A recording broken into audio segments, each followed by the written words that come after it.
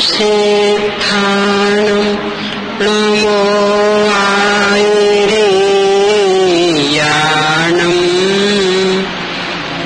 नमो वज्रायाणं नमो लोये सविसागुणम्।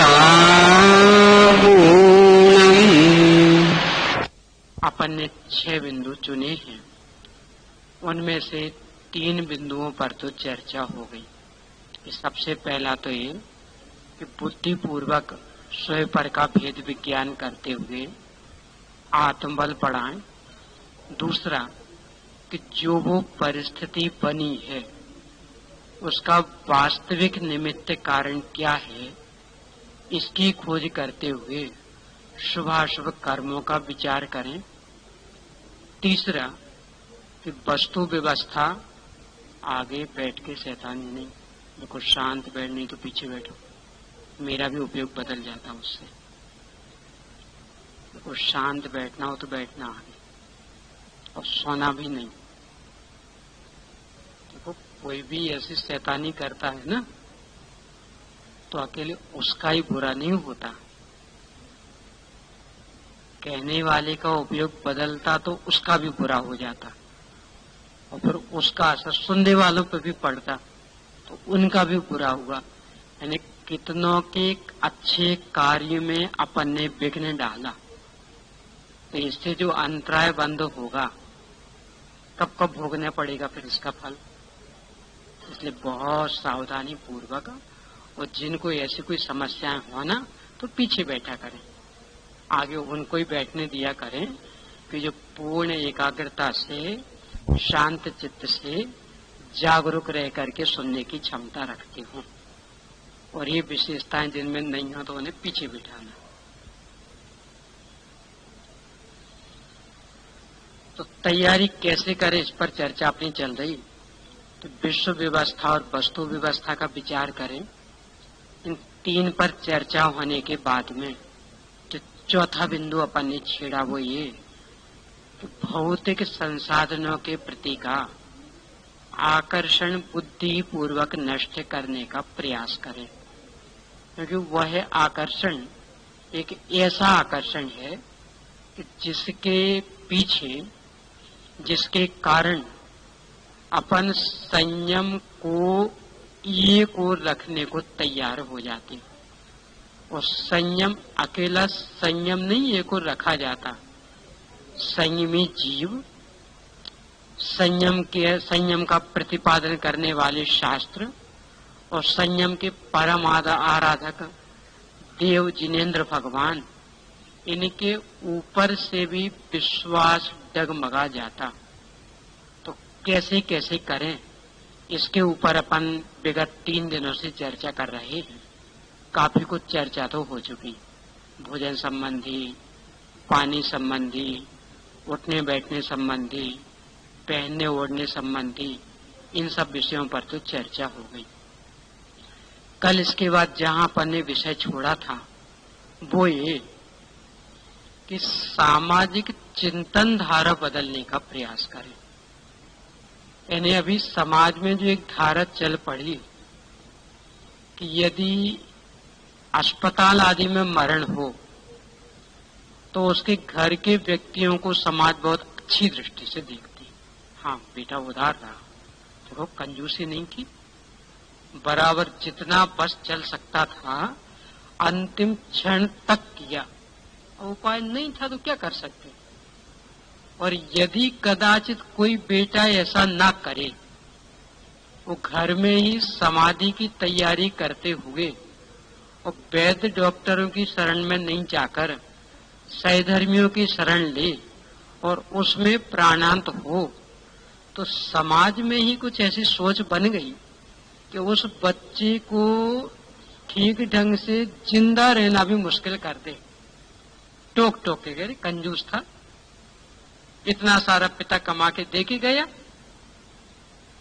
और बिना इलाज के मार डाला, इलाज तक नहीं करा पाया, अपने लिए रख लिया सारा का सारा। यानी ऐसे ताने दे दे करके परेशान करेगा कि अगला कोई यदि मिला तो वो तो ये निर्णय कर लेगा कि भाई अपने को ये गलती तो नहीं करनी, यानी भले लाख के स्थान पर करोड़ खर्च हो तो हो जाए, पर लाना ले तो जाना है अपने को अस्पताल ही, घर पे तो मरने नहीं देना। अब इसका परिणाम क्या निकलता कि जो भी जितना जो कुछ भी जीवन में साधना के रूप में उन्हें किया, भले वास्तविक तत्व साधना ना कर पाए हो तो बाकी सदाचार रूप में साधना की हो, एक अन्य रूप में जिसे अपन व्यवहार साधना कहें तो वो की हो, तो अस्पताल के वातावरण में तो वो भी सुरक्षित नहीं रह पाती। यानी वहां कहाँ उन्हें छने अनछने पानी का विवेक रहना है, वहां कहाँ उन्हें अहिंसा का विवेक रहना है, वहां कहाँ उन्हें कोई सामने शील की कोई कीमत है। यानी सब ओर से भ्रष्टता के अलावा क्या उपलब्धि होने वाली। तो इसके लिए आवश्यक है कि जो समाज में प्रतिष्ठित माने जाते, जिनका समाज में वर्चस्व है, उन्हें बुद्धि पूर्वक इस दिशा में प्रयत्न करना चाहिए। यानी जब भी कोई ऐसी परिस्थिति सामने आती है तो बराबर उससे मिलने जाएं, और बेटे तो पूछेंगे ही कि साहब आप तो बहुत बड़े व्यक्ति हैं, बहुत बुजुर्ग व्यक्ति हैं, तो बताइए इस बीमारी के लिए किस डॉक्टर के पास ले जाएं। अच्छा बढ़िया डॉक्टर कौन है?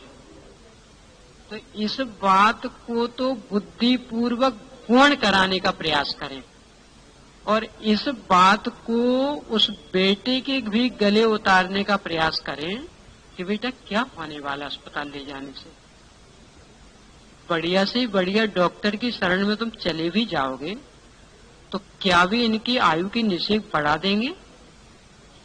क्या वे इनके असाता को साता में बदल सकते हैं? क्या मिलने वाला बोलो? यानी जो भी इनने धर्म के नाम पर थोड़ा बहुत सीखा है, थोड़ी बहुत साधना की है, तो उसको जीवन के अंतिम क्षण में, कुछ भरोसा तो है नहीं कितने दिन जिएंगे, तो उस अंतिम क्षण में उसे भी धूल मिट्टी मिला देना, इसमें क्या बुद्धिमानी है? तो इस तरह का वातावरण यदि 5-10 व्यक्तियों के संपर्क में आने पर भी बन गया ना, तो इतने से ही समाज की सोच बदल जाएगी, और जो वो पुरानी धारा थी कि जिसमें अस्पताल में मरना बहुत बुरा माना जाता था, वो फिर से लौट आएगी। लौटने में देर नहीं लगनी होगी। अपन ही बनाने वाले हैं रीतियां और अपन ही बिगाड़ने वाले। यानी अभी कोई भी रीति 5-10 व्यक्तियों के यहाँ चल पड़ी, मान लो शादी का माहौल हो, अब 5-10 व्यक्तियों के यहाँ रात्रि भोज चल पड़े तो 11वां भी नकल करने लगेगा। बस उसने बड़े व्यक्तियों ने किया था तो हम क्यों नहीं? 5-10 व्यक्तियों के यहाँ जमी करने चल पड़ा आली में शादी में, तो वो 11वां व्यक्ति भी नकल करने लगता, और इससे उल्टा चल पड़े तो मान लो 5-7 व्यक्तियों ने दृढ़ता से निर्णय लिया कि किसी कीमत पर रात्रि भोज नहीं देना, हम पूरी शादी का कार्यक्रम ही दिन में करेंगे, और यह सब मात्र शहर के 5-10 व्यक्तियों ने कर लिया, 11वां व्यक्ति अपने आप उसमें ढल जाएगा। वो भी सॉरी इनने भी किया था, तो इतने बड़े आदमी, इतनी इनकी पहुंच, इनने भी दिन में कार्यक्रम किया, इनने भी दिन में कार्यक्रम किया, इनने भी दिन में कार्यक्रम किया, तो अपने को भी दिन में कार्यक्रम करना। यानी बस ज्यादा समय नहीं लगता परंपराएं बदलने में। यानी मात्र इन्हें गिने प्रमुख व्यक्तियों में से 5-10 व्यक्तियों ने भी इस दिशा में कदम उठा लिया। यानी जिस भी कुरीति को आप नष्ट करना चाहते, उसके विरोध में यदि 5-10 अच्छे धनाढ़ व्यक्ति जिनकी पहुंच है समाज में, उनने कदम उठा लिया, तो 11वें व्यक्ति की हिम्मत नहीं पड़ती उसके विरुद्ध कार्यक्रम करवाने की। यानी 5-10 व्यक्तियों के यहाँ यदि जमीकंद का सर्वथा निषेध हो गया तो 11वां व्यक्ति किसी भी कीमत पर जमीकंद बनवाने को तैयार नहीं हो सकता। यदि उनके यहाँ हुआ कि नहीं दिन में ही सारा कार्यक्रम होगा, तो 11वें व्यक्ति की हिम्मत पड़ने वाली नहीं है कि वो अपनी लड़की की बारात रात्रि में बुलवाए, वो रात्रि में भाव में पड़वाए, फिर उसकी हिम्मत पड़ने वाली नहीं। यानी अपन ही समाज में रीतियों को विकसित करने वाले हैं और अपन ही समाज में कुरीतियों को विकसित करने वाले हैं। तो ये अपने को विवेक चाहिए कि कौन सी रीति है, कौन सी कुरीति है, कौन सी अपनी संस्कृति को सुरक्षित करने में कारण बनती और कौन सी रीति अपनी संस्कृति को नष्ट करने में कारण बनती। ये निर्णय करके और उस दिशा में यदि ठोस कदम उठाया तो 5-10 प्रसंगी ऐसे बनेंगे, तो यदि 10 बन गए तो 11वां अपने आप बाध्य होकर के उसको अपनाएगा। यानी 10 जन के ऐसे प्रसंग बन गए कि उनके घर के बुजुर्ग व्यक्ति अस्पताल में मरे तो सबने निंदा की, और घर में मरण हुआ तो सबने खूब प्रशंसा की, देखो कितना गजब का बेटा निकला। स्वयं को धर्म में रुचि नहीं थी, पर फिर भी उसे समझाया तो मान गया, और अंतिम क्षण तक भी पिताजी को रात में पानी नहीं दिया। अंतिम क्षण तक भी उनका शील पूरा सुरक्षित रखा, किसी भी नर्स से उनको स्पर्श नहीं होने दिया। अंतिम क्षण तक भी अल्कोहल की दवा नहीं दी, बराबर घर के शुद्ध सात्विक बिस्तर पर ही लिटाए रहा। और ऐसा यदि 5-6 का भी माहौल बन गया ना, तो 7वां अपने आप इसमें ढल जाएगा। यानी फिर उसे समझाने नहीं जाना पड़ेगा, वो अपने आप इसमें ढलेगा कि अरे उनके यहाँ हुआ था तो कितनी निंदा हुई समाज में, वो इनके यहाँ ऐसा हुआ तो कितनी प्रशंसा मिली। तो अपन जानबूझ करके निंदा का काम क्यों करें, प्रशंसा का काम करें ना, तो अपने आप वातावरण बदलता है। तो ये अपने को करना है, पर ये कहाँ से शुरू करें? तो इसके लिए अपने घर में जो छोटे छोटे बच्चे हैं वहां से शुरू करना पड़ेगा। वो कैसे? अभी अपनी मनोवृत्ति क्या है, घर में एक छोटे बच्चे को बीमारी हुई, मान लो बुखार आ गया, क्या करते? फटाफट डॉक्टर को बुलवाया, अथवा डॉक्टर के यहाँ ले गए।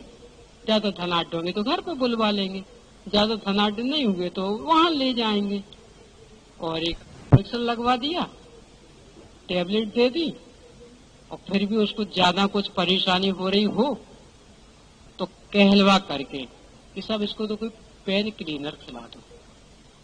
तो उसने पेन क्लीनर के तो टेबलेट दे दिया, इंजेक्शन लगा दिया, और घर लाके आराम से लिटा दिया, और अपन अपने काम में मस्त। यानी उस बच्चे के पास बैठने के लिए अपने पास 5 मिनट का भी समय नहीं।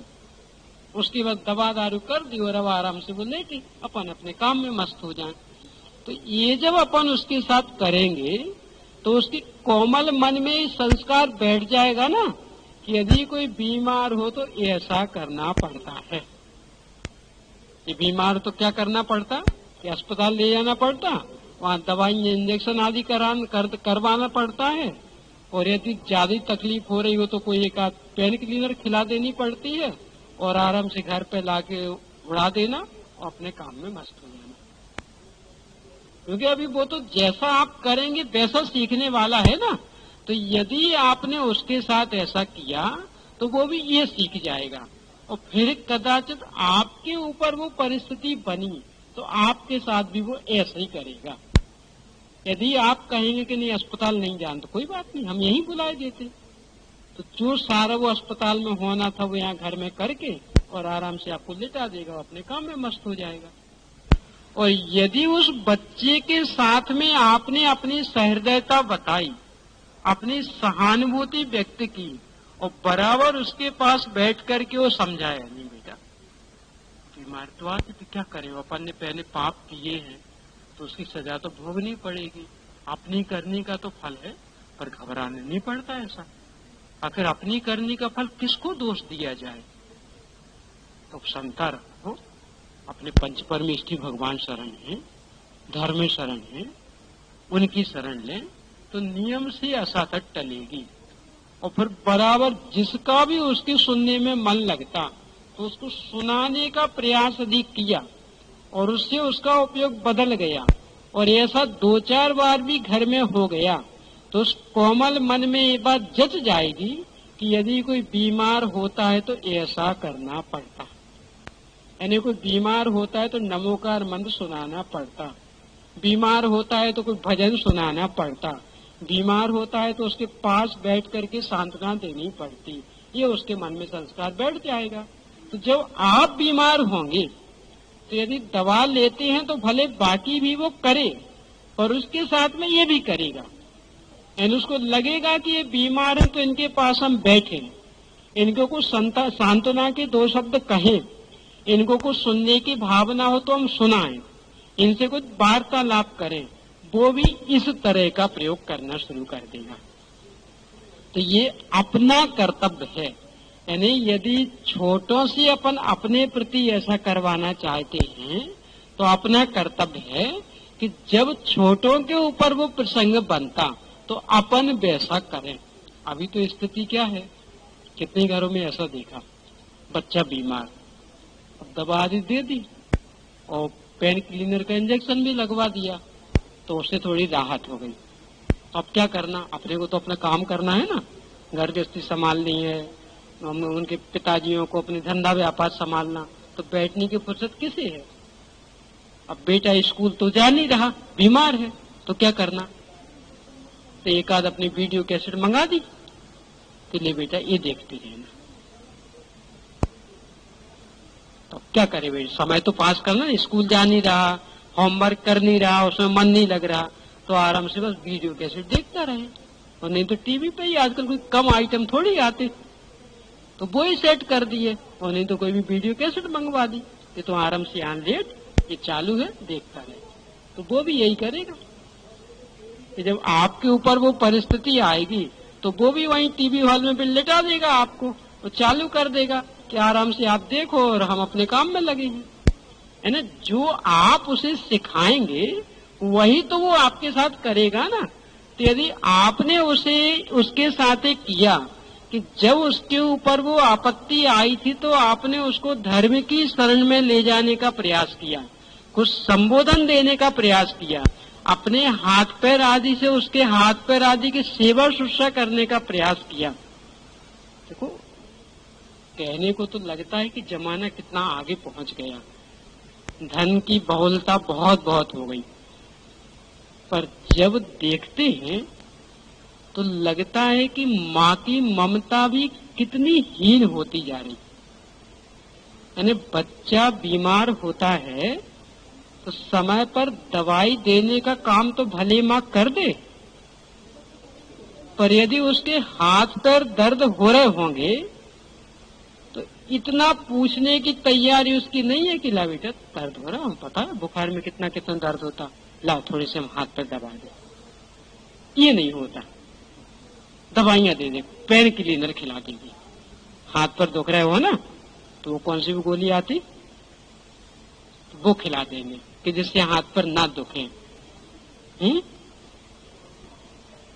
कौन सी, केरोसिन, एक ब्रूफेन वगैरह भी कुछ आते ना, ऐसे जो भी हो, आप लोग तो सब समझ जानते हैं अच्छे, अपन तो कभी खाते पीते नहीं, पर जो सुनने में कभी आ जाता तो हो जाता, तो वो गोली तो दे देंगे, पर अपने हाथ से कुछ बैयावृत्ति करें ऐसा भाव नहीं आता। क्यों, अरे काम बहुत पड़ा ना, अरे काम कब नहीं है। और जैसा आप उसके साथ बर्ताव कर रहे हैं, कल के दिन यदि उसने आपके साथ भी ऐसा बर्ताव किया, क्योंकि वो तो और अधिक काम वाला होगा ना, तो फिर आपको कैसा लगेगा कि फिर तो रोते धोते कि साहब इसी दिन के लिए हमने बच्चों को पाला पोसा था, आज इतने हाथ पर दर्द कर रहे, बिल्कुल दबा भी नहीं सकते, तो क्यों दबाएगा। आपने वो संस्कार दिए हैं, जब आपने उसकी आवश्यकता महसूस नहीं की तो वो आवश्यकता कैसे महसूस करेगा। तो अब उसके प्रति बुरे परिणाम करने से क्या होने वाला, आपने उसे सिखाया कहाँ है कि यदि हाथ पैर दर्द करे, सिर दर्द करे, तो ये सब दवाइयां देने की बजाय थोड़ी अपने हाथ पैर से सेवा करें, ये आपने उसे संस्कार दिए कहाँ हैं। देखो, दवाइयां देकर के छुट्टी पा जाने से भले उसे शारीरिक राहत मिल जाए, यानी वो दर्द कम हो जाए, तो भी आप जो उसके सिर पे हाथ रखेंगे अपना ममता भरा, उससे जो उसे मन में राहत मिलेगी, भले शरीर बिल्कुल बेचैन हो, माथा एकदम दुख रहा हो, पर तो भी जो आपने अपना हाथ उसके माथे पर रखा, उससे जो एक उसके मन को सांत्वना मिलेगी, वो हजारों रुपयों की दवाई से मिलने वाली नहीं है।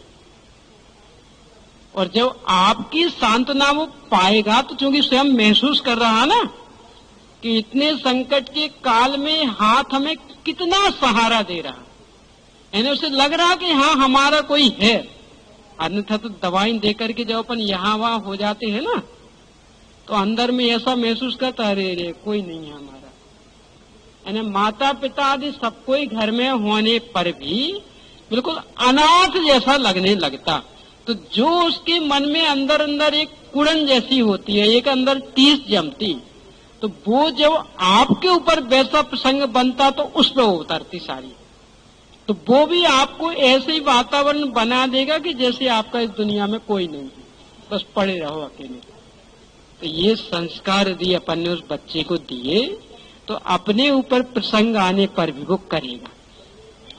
वैसे सब में समझ लेना, घर में छोटे बच्चे हों तो छोटे बच्चे, और पूरा पड़ोस में कोई है कि जिनको अपन देखने करने आदि जाते, तो उसके संदर्भ में भी आप कितनी देर बैठे, कितनी देर हाथ पर दबा, इसका कोई फर्क नहीं पड़ता है। भले आपने 2 मिनट को भी सिर पे ऐसा ऐसा कर दिया ना, उसे में नहीं आप परेशान नहीं, ठीक हो जाएगा, वो तो ठीक हो जाएगा। पर इतना सा 2 मिनट का आपका हाथ, उसे ना जाने कितना जबरदस्त संस्कार सिखा जाएगा। कह रही ये हमारे प्रति सहृदयी थी, इनने देखो इतने बड़े व्यक्ति थे, इनके सामने हम क्या कीमत रखते, तो भी इनने आके हमारा सिर दबाया था। भले आपने बिल्कुल 1 सेकंड को दबाया, यानी आपने रखा और उसने तत्काल हटवा दिया कि नहीं आपने, यानी आप दबा नहीं पाए, तो भी जो आपने वो प्रयास किया ना, वो उसके मन में टंकोत्कीर्ण हो जाएगा। या ये हमारे प्रति सांत्वना रखते, ये हमारे प्रति सहृदयी है।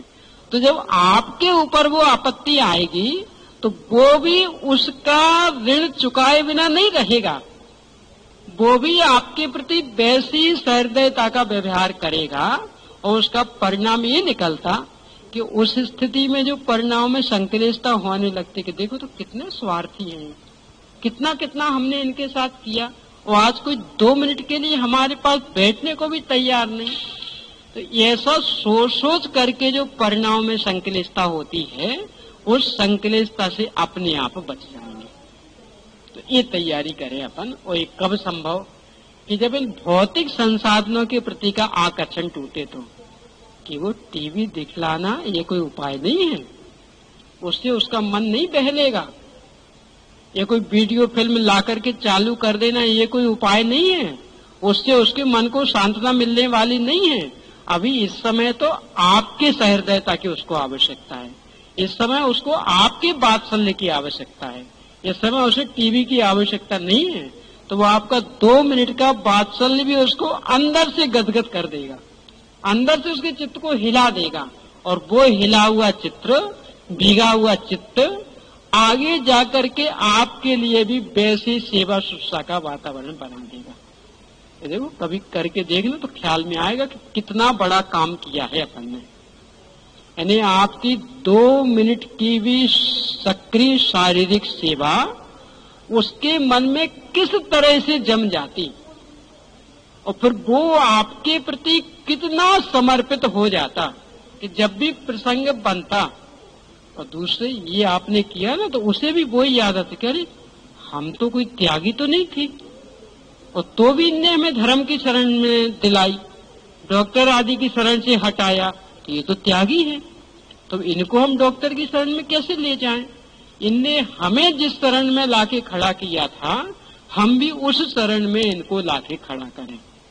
तो ये तैयारी भी, और बिल्कुल प्रारंभ से ही, यानी यदि बात अच्छी लगती हो तो सुवर्ष शीघ्रम, यानी कल ही यदि कोई आपके घर में अथवा पूरा पड़ोस में ऐसा प्रसंग बनता, थोड़े से भी बुखार आदि का, तो बराबर प्रयोग करके देखना, तो पता लगेगा कि कितनी बड़ी उपलब्धि आपने कर ली, और वो उपलब्धि आपके जीवन में भी कितनी कारगर सिद्ध होगी, यानी समय पर कितना उसका असर आएगा। अब अपन और अगले बिंदु पे चले, 5वां बिंदु, कि जो अपना एक दृष्टिकोण बन गया कि हर चीज का मूल्यांकन धन से करते, हर चीज का।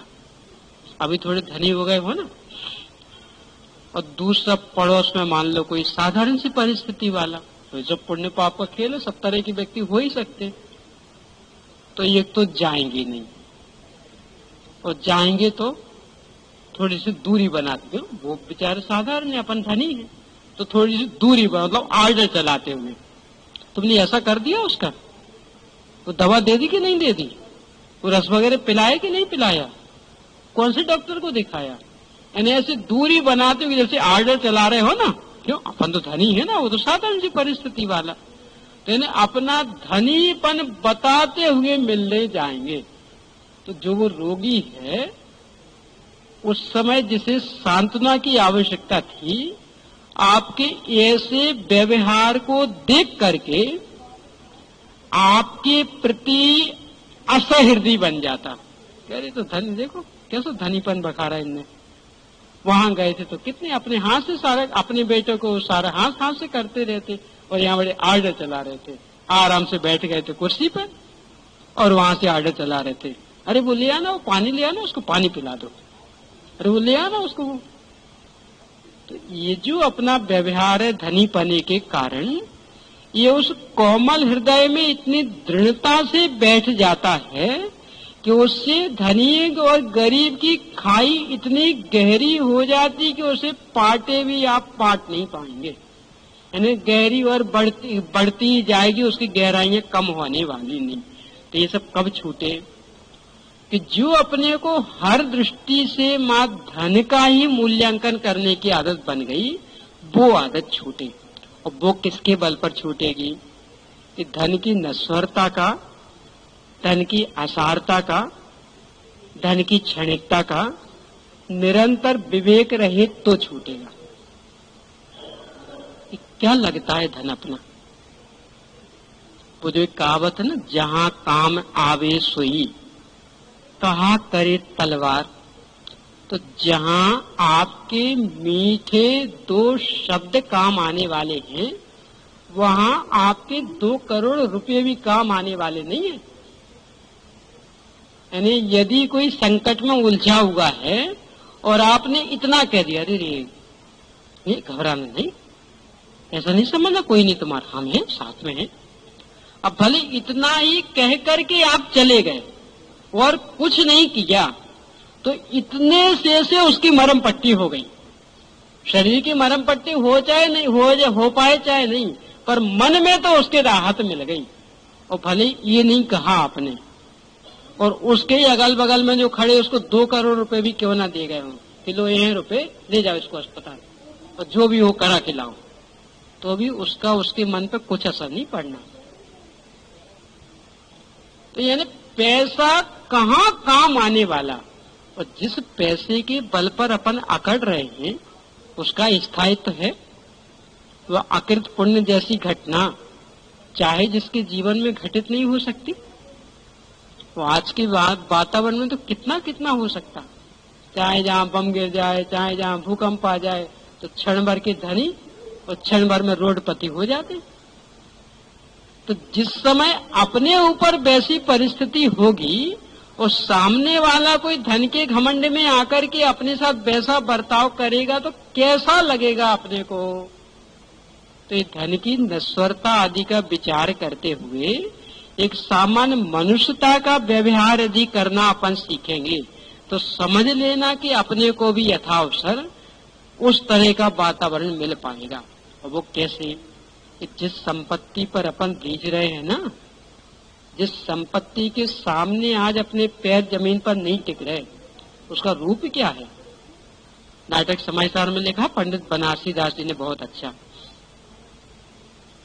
चेतन जी तुम्हें जागे बिलो कहू, लागे रहे कहाँ माया के ताई, आए कहीं सो कहीं तुम्हें जाओगे, माया रहेगी जहाँ की तहाई, माया तुम्हारी न जाति की पाती, न अंश की बेली न वंश की झाई, दासी किए बिन लातन मारत, ऐसी अनीति न कीजे गुसाई। कितना सुंदर संबोधन।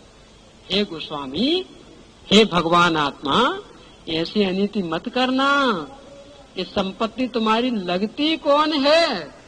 ये तुम्हारी जाति की है कि पांति की है कि अंश की बेली है, या तुम्हारे वंश का कुछ क्या है तुम्हारी? ये किसके बल पे कर रहे हो? हम धनी, तो इसलिए दूसरों के सामने नहीं देख झुकना चाहते। एक वो कहानी सुनी होगी शायद आपने, बहुत प्रसिद्ध है। एक नगर सेठ था, तो जब भी किसी की शव यात्रा में जाता, तो चूंकि नगर सेठ था ना, घोड़े पे बैठ के जाता। बड़ा आदमी है ना, तो घोड़े पे बैठ के जाता। और बराबर वो शान उसकी, यानी उनसे घर में मिलने में जाए तो बराबर उसी शान से, कहने मैं नगर सेठ।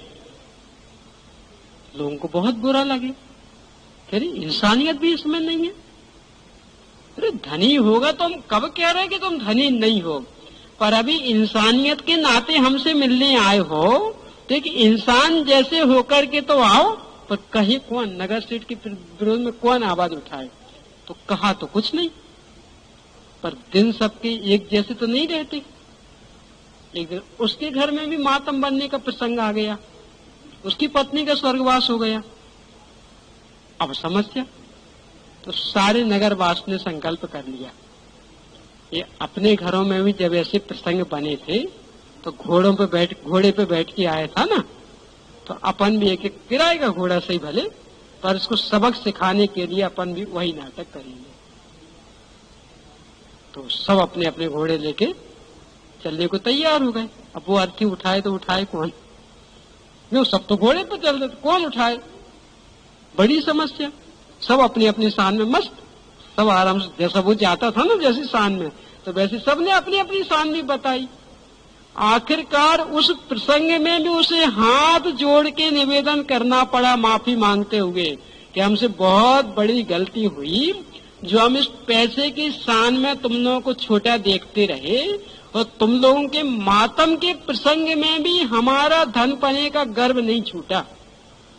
पर आज आपने हमारी आंखें खोल दी, अब कभी हमसे ऐसी गलती नहीं होगी, आप चलिए साथ। अब तब कहीं उनने भी अपना सारा, वो तो नाटक ही कर रहे थे, तो सारा छोड़ा और बराबर फिर गए। ऐसा होता है, यानी ऐसा नहीं समझना कि सामने वाला आपकी बराबरी का नहीं है तो उसके मन को कोई टीस नहीं पहुंच रही।